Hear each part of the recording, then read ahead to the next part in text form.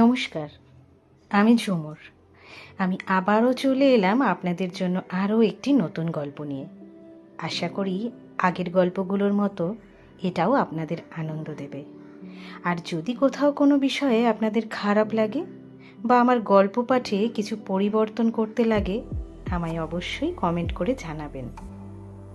তাহলে চলুন শুরু করা যাক আজকের গল্প পাঠ।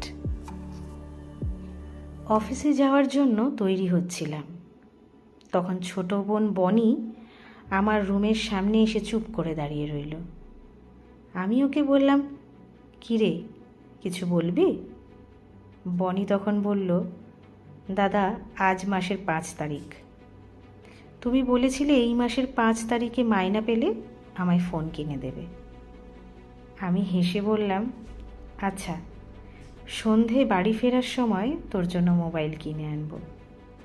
বনি আনন্দে উত্তেজিত হয়ে বলল, তোমায় যে ফোনের কথাটা বলেছিলাম সে ফোনটাই কিনে দিতে হবে, অন্য ফোন দিলে কিন্তু আমি নেব না।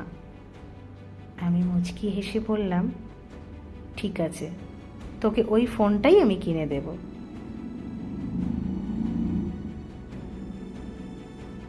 বনি হাসতে হাসতে চলে গেল।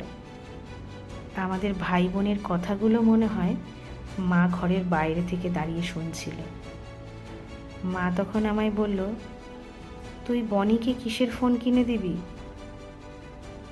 আমি মাকে বললাম, কম দামি একটা ফোন কিনে দেবো মা, ইন্টারে পড়ে একটা মেয়ে, ফোন তো এখন লাগেই, বলো। মা রাগি চোখে আমার দিকে তাকিয়ে বলল, সত্যি করে বলতো, বনি তোর কাছে কত টাকা দামের ফোন চেয়েছে? আমি মাকে কখনো মিথ্যে বলি না, তাই মাথা নিচু করে মাকে বললাম, বেশি না মা, যে ফোনটা চেয়েছে সেটার দাম মাত্র 22,000 টাকা মতন। আমার কথা শুনে মা আমায় বলল, তুই 25,000 টাকা মাইনের চাকরি করিস, আর তোর বোন কিনা তোর কাছে 22,000 টাকা দামের ফোন চেয়ে বসে আছে? বাপ মরা মেয়ের এত শখ কেন? দাঁড়া দাঁড়া, আমি আজ ওই জমিদারের মেয়েকে বোঝাচ্ছি। এই কথা বলে মা যখন চলে যাচ্ছিল, আমি তখন পেছন থেকে মায়ের হাত ধরে বললাম, মা, তুমি বনিকে কিচ্ছু বলবে না। ছোট বোন আমার কাছে একটা আবদার করেছে, আমি যদি সেটা পূরণ না করতে পারি, আমি কিসের বড় ভাই বলো? মা মুখটা মলিন করে বলল, কিন্তু তুই? কোনো কিন্তু না মা, টাকা আমি কোনো না কোনোভাবে জোগাড় করে ফেলব। তবুও তোমাকে ভগবানের দোহাই, তুমি আমার বোনকে কিচ্ছু বলো না। এই কথা বলে অফিসে যাওয়ার জন্য বাড়ি থেকে বের হলাম। একটা খালি রিক্সা দেখে আমি ডাকতে চেয়েও ডাকলাম না। শুধু শুধু 20 টাকা রিক্সা ভাড়া দেওয়ার চেয়ে কিছুটা পথ হেঁটে না হয় গেলাম। অফিসে ঢোকার আগের মুহূর্তে আমার আর এক ছোট বোন লাবণী আমায় ফোন করলো। বলল, দাদা, মেসের ভাড়া বাড়িয়েছে, তাছাড়া এই মাসে আমার কিছু বইও কিনতে হবে। তুমি এই মাসে আমায় 5,000 না 8,000 টাকা পাঠিও। আমি শান্ত গলায় বললাম, ঠিক আছে, তোকে 8,000 টাকাই দেব, তুই শুধু ভালো করে পড়াশোনা করিস, আর তোর যা যা লাগবে আমায় বলিস। সন্ধ্যায় বাড়ি ফেরার সময় লাবণীকে 8,000 টাকা পাঠালাম। বাড়ি এসে বনিকে হাতে ওর পছন্দের ফোনটা তুলে দিলাম। ফোনটা পেয়ে ছোট বোনের হাস্যোজ্জ্বল চেহারাটা দেখে আমার চোখে জল এসে গেল। বনি ফোন নিয়ে অন্য রুমে চলে গেল। মা আমার হাতটা ধরে বলল, আমি তোর মা, আমার কাছে মিথ্যে বলিস না। তুই এতগুলো টাকা কোথায় পেলি আমাকে বল। আমি মুচকি হেসে মাকে বললাম, আমার ফোনটা বিক্রি করে দিয়েছি।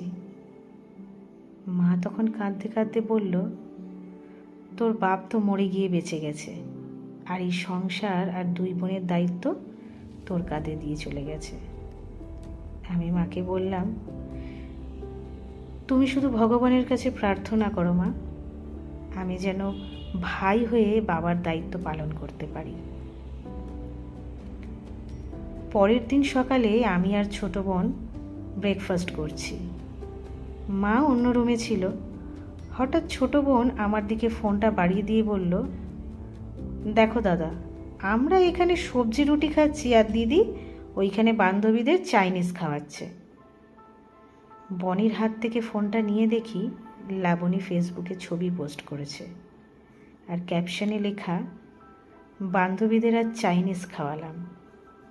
আমি বনিকে বললাম, তোকেও চাইনিজ খাওয়াবো, কিন্তু যদি তুই এই কথাটা মাকে না বলিস। আমি আমার জায়গা থেকে সব সময় চেষ্টা করেছি আমার ছোট 2 বোনের দায়িত্ব সঠিকভাবে পালন করতে। নিজে স্বল্প বেতনে চাকরি করার পরেও বোনেদের পড়াশোনা করিয়েছি, ভালো জায়গায় বিয়ে দিয়েছি, কখনো নিজের কথা ভাবিনি। একদিন মা আমায় ডেকে বলল, অনেক তো করলি এই সংসারের জন্য, বোনেদের বিয়েও দিলি, এইবার নিজের কথা ভাব, বয়স তো কম হলো না, এইবার বিয়ে কর একটা। আমি তখন মাকে বললাম, মা, আমি ভাবছিলাম এই চাকরিটা ছেড়ে দিয়ে ব্যবসা করব, কিন্তু ব্যবসা করতে 1,05,000 টাকা লাগবে, কিন্তু এত টাকা কোথায় পাবো সেটাই ভাবছি। আমার কথা শুনে মা বলল, গ্রামে যে তোর বাবার জায়গা আছে সেগুলো বিক্রি করে দে। কিন্তু মা, ওই জায়গাগুলোতে তো আমার বোনেদেরও ভাগ আছে, ওরা সম্মতি না দিলে আমি একা কি করে বিক্রি করব? মা আমায় বলল, যে বোনেদের জন্য তুই এত কিছু করলি, ওরা কখনোই সম্পত্তির জন্য আপত্তি জানাবে না, দেখিস। পরের দিন মা আমার 2 বোনকে ফোন করলো। তারা বাড়িতে এলো, সম্পত্তির বিষয়টা মা ওদের জানালো। ওরা দুজনেই একসাথে বলে উঠল, আমরা কেন ছাড়বো আমার বাবার সম্পত্তি? আমাদের প্রাপ্য সম্পত্তি আমাদের হিসেব মতো বুঝিয়ে দিতে হবে। মা অবাক হয়ে বলল, তোদের বাপ মারা যাওয়ার পর তোদের ভাই তোদের জন্য এত বছর এত কষ্ট করলো, তোরা কি পারিস না এইটুকু ছাড় দিতে? তাছাড়া তোদের স্বামীদের অবস্থা ভালো, সামান্য সম্পত্তির জন্য কিছু কমে যাবে না রে।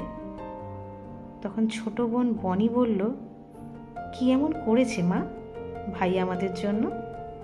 আমরা অভাবেই বড় হয়েছি, তাছাড়া বড় ভাইয়ের কর্তব্য বড় ভাই পালন করেছে, তাই বলে আমাদের সম্পত্তি তাকে দিয়ে দিতে হবে? আর লাবণী বলল, আমি হোস্টেলে থেকে পড়াশোনা করার সময় দাদা আমার খরচের বাইরে 1 টাকাও বেশি দেয়নি কোনোদিনও। দরকার হলে আমার পেছনে যত টাকা খরচ হয়েছে আমি সব শোধ করে দিতে রাজি আছি, তবুও বাপের সম্পত্তির ভাগ আমি ছাড়ব না। আমি বোনেদের কথা শুনছিলাম আর নীরবে চোখের জল ফেলছিলাম। এত কিছুর পরেও আমি বোনদের জন্য নাকি কিছুই করিনি।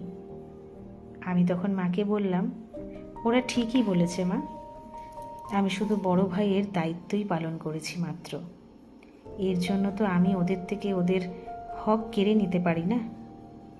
ওদের প্রাপ্য সম্পত্তি ওদের আমি বুঝিয়ে দেব।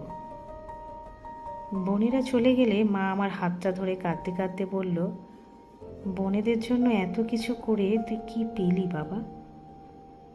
আমি কান্না ভেজা চোখে মুচকি হেসে মাকে বললাম, কিছু পাওয়ার জন্য তো আমি ওদের জন্য কিছু করিনি মা, আমি শুধু বড় ভাইয়ের দায়িত্ব পালন করেছি। আশা করি গল্পটা আপনাদের ভালো লেগেছে। তাহলে অবশ্যই আপনার বন্ধু এবং কাছের মানুষদের সাথে শেয়ার করে নেবেন, আর চ্যানেলটিকে সাবস্ক্রাইব করে দিতে ভুলবেন না। না হলে আমি আমার গল্পের ডালি নিয়ে আপনাদের কাছে পৌঁছবো কিভাবে? খুব ভালো থাকবেন, পাশে থাকবেন। নমস্কার।